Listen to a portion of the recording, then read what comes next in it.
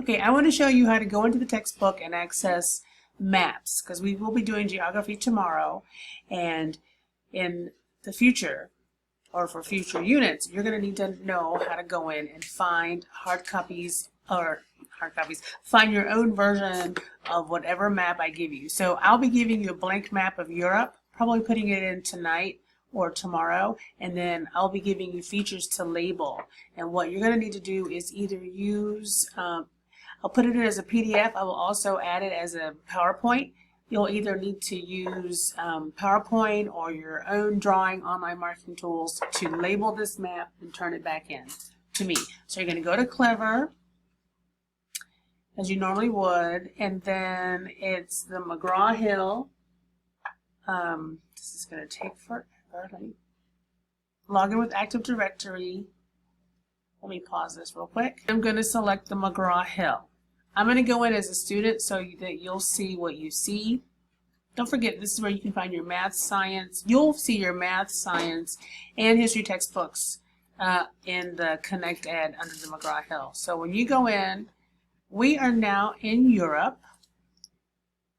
Our last unit was Unit 4, South America, or Unit 3A.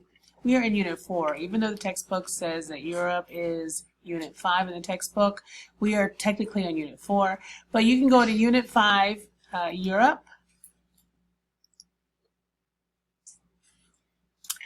And then you can't see this, but just below the screen is like a launch the video, and it'll launch a video for you to see some of the, you can do a visual video tour.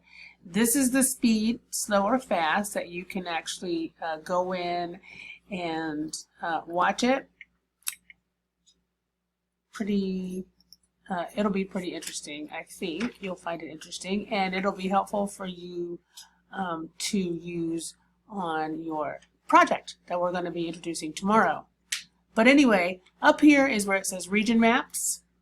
If you go in here, you will see a little lesson that you can do for the region. I would recommend that you do that and save it.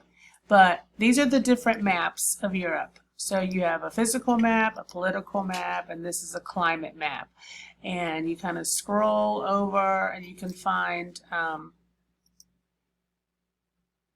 it'll open it up in another window if you click on it.